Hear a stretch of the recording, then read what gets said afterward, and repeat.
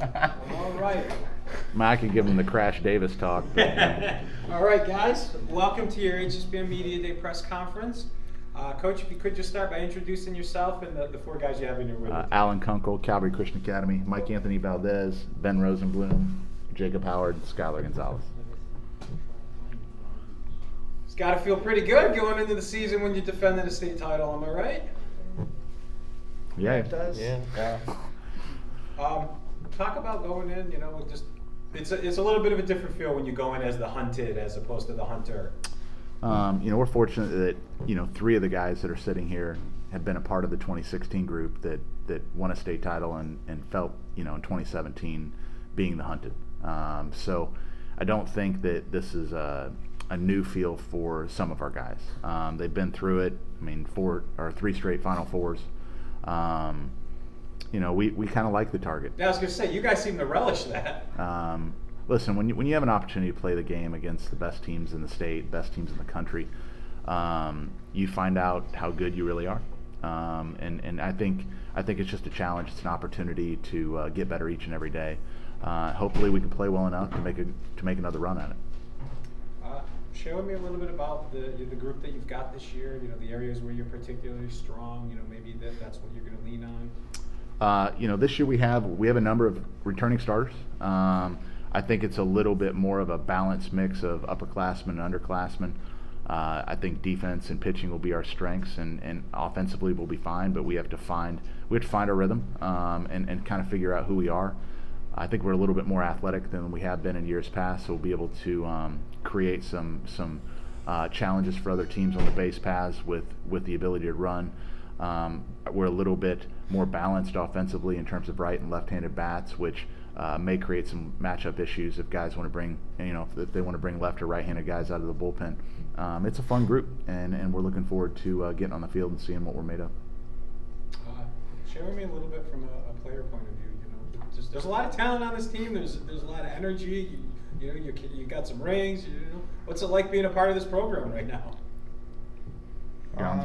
Either one of you. Well, it's been fun watching the guys grow because I've been playing varsity since 9th grade, so it's fun to watch the guys grow, like Howard and Ben. And I think we have a really talented group, so it's really competitive. Like today we had an inter squad, so it's fun to pitch against really good kids. You get better, not even playing games, like practicing, you just get a lot better than you usually would. I think just when you're around a program that has a history like we do, and you come up as an underclassman and now all of a sudden it changes and you're the upperclassman, it's a different feel, but it's more fun because now you're the ones mentoring the younger kids and you're in the spotlight versus taking a back seat to some of the bigger names we've had in the past. And it's been some great mentors, and and I think they've done a great job. I see you guys as great mentors now too. Talk about just having that sort of, starting to build that in the program and having guys that are just kind of passing the torch and building traditions and a real nice legacy there. We've really tried to focus on the we. This is a family. This is a different place. I would like to say and really like to believe that what we build at Calvary is unique. The kids come in and this is a family feel. They look out for one another. They hold each other accountable. And at the end of the day, this really is their team.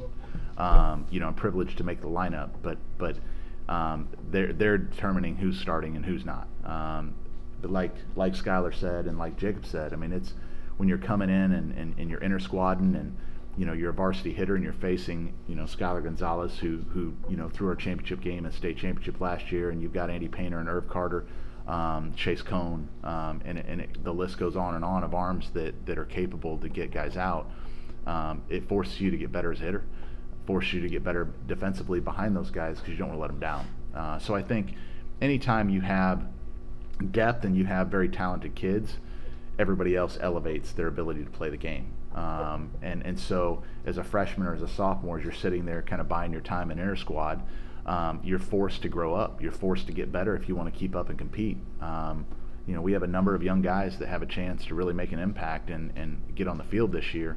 But I really think we're going to be led by these 4 seniors. And, Ben's been a part of, actually all 3 of these guys have been a part of 2 state titles. Mikey came in last year and was a big part of what we did down the stretch and provides big power from the right side. and really is a force in our lineup. And so, these guys are the heart and soul of our program right now.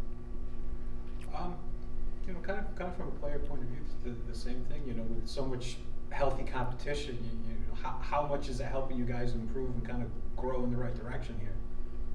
I think it's great, and it's super helpful to have guys that you can constantly compete with, and we practice JV and varsity together, so even the younger guys, the development guys, can still work against a guy like Gonzo or Andy Painter, who are guys on the mound, and just that good competition forces you to be on your A game, but it's really beneficial for our program because it's not hard, you're just continually improving, and that competition really prepares you for the season and prepares for the long games and just for the grit and all the many emotions that come with the season.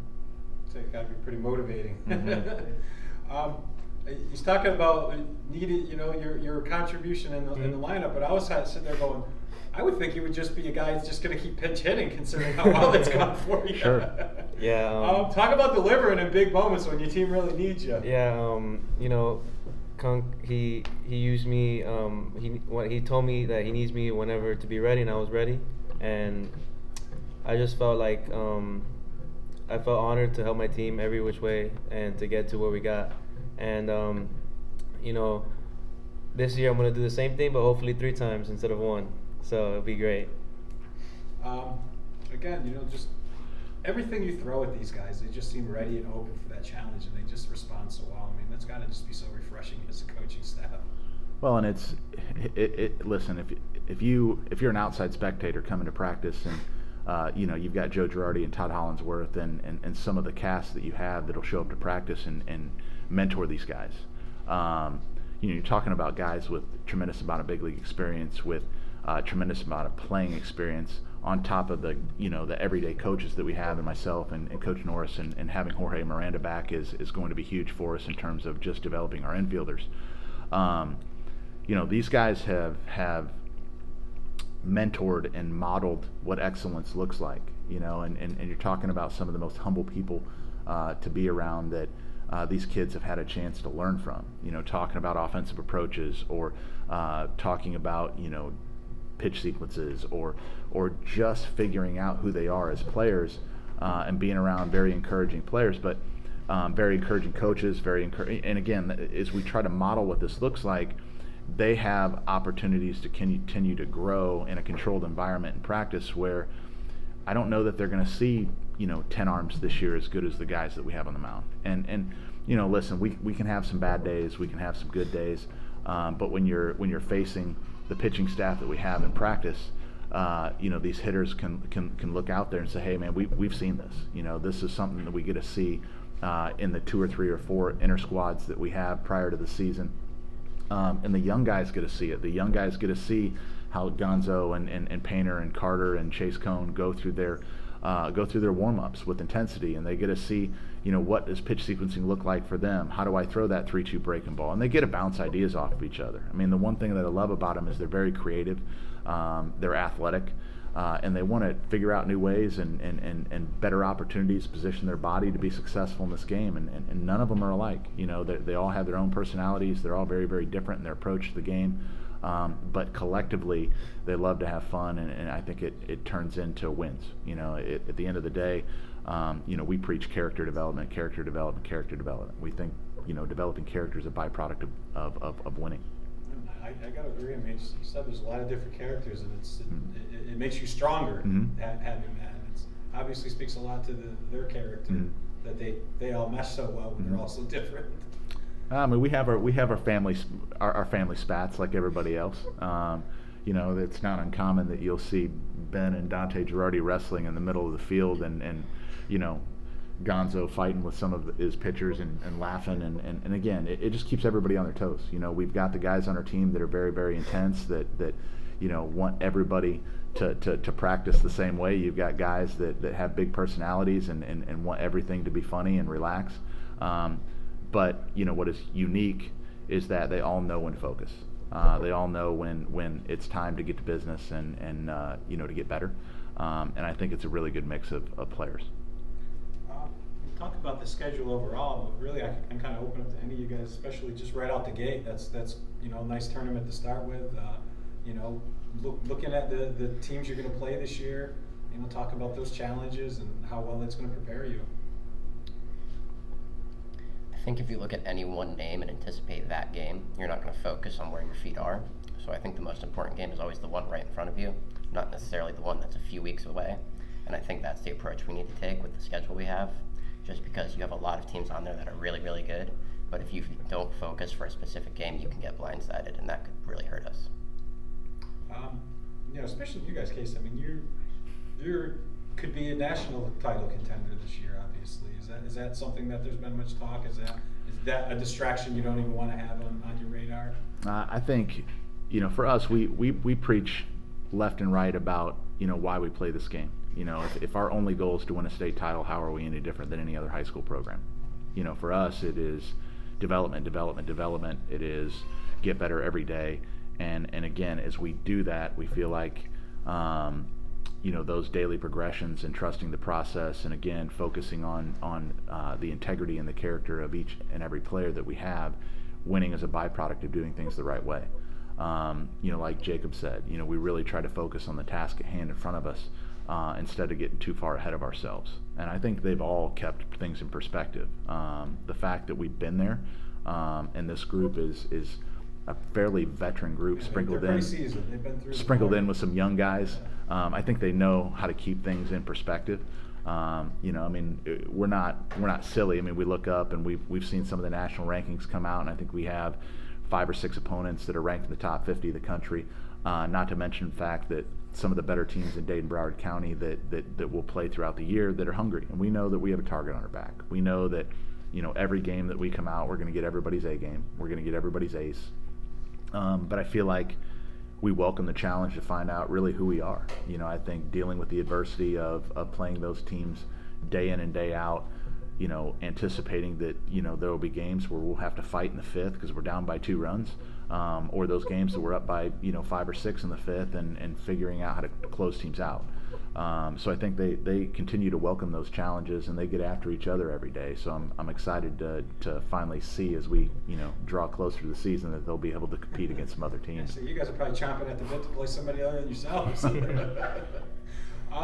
Last thing, and I'll kind of open it up really to yourself, to any of the players, because it's really something any of you could answer, is just talk a little bit about Calvary and the Calvary community and the support and being able to deliver to them, because I know it's a very special community, and they're very supportive of your program.